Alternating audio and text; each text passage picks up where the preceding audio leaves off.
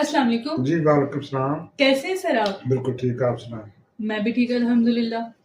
اچھا ناصر صاحب، یہ بتائیں کیا ہمارے ایمان کا دار و مدار ہماری ظاہری شکل و صورت اور حلیوں پہ ہوتا ہے؟ جیسے کہ مردوں کے لیے داڑھی کا ہونا ہمارے یہاں بڑا ضروری سمجھا جاتا ہے کہ اگر داڑھی نہ ہو تو آپ اسلام کے بارے میں کوئی بات نہیں کر سکتے ہیں، یہاں تک کہ امامت بھی نہیں کروا سکتے ہیں. آپ کا اس سارے معاملے پہ کیا نظریہ ہے؟ بسم اللہ الرحمن الرحیم. لیکن داڑھی کا دین کے ساتھ کوئی تعلق نہیں ہے. ویسے یہ ہے کہ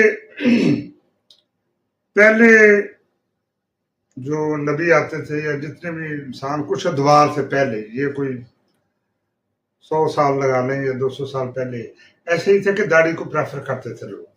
اس کی وجہ بنیادی یہ ہے کہ یہ کوئی اللہ کی طرف سے حکم نہیں ہے. یہ ان کا وتیرہ تھا کہ جو مرد تھے وہ اپنی شان سمجھتے تھے.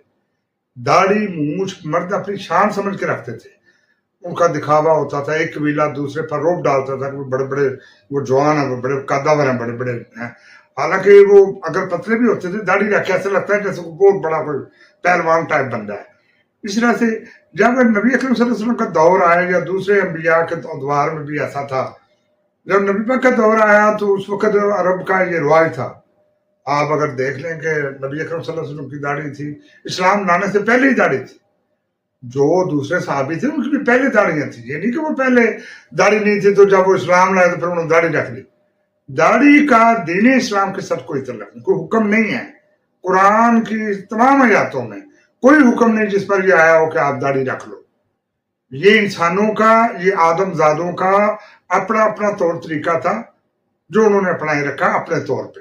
ابھی دوسرے اپوزٹ جائیں تو دیکھیں ابو لہب کی بہت بڑی داڑھی تھی، حالانکہ وہ کافر ہے، وہ دوزخی ہے، جہنمی ہے. اس نے اللہ کے نبی کے، اللہ کے رسول صلی اللہ علیہ وسلم کی کوئی ایذا پہنچائی، تکلیف پہنچائی. اللہ تعالیٰ قرآن پاک میں کہہ رہے ہیں کہ میں اس کو دوزخ میں ڈالوں گا. امون کی رسی اس کے گلے میں ہوگی. اس کی بہت بڑی داڑھی تھی. ابو جہل کی داڑھی تھی، وہ بھی کافر تھا. داڑھی کا دین کے ساتھ کوئی کسی طرح کا تعلق.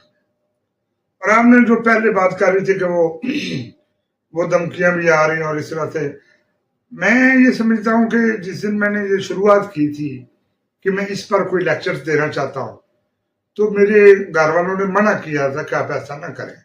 اگر ایسا کریں گے تو آپ خواہ مخواہ لوگوں سے دشمنی مول لیں گے. آپ کسی اور موضوع کو چن لیں، ضروری تو نہیں کہ یہ. لیکن میں نے اس لیے اس کو چنا کہ میرا ایمان ہے کم از کم کہ دین اسلام ایک برحق دین ہے.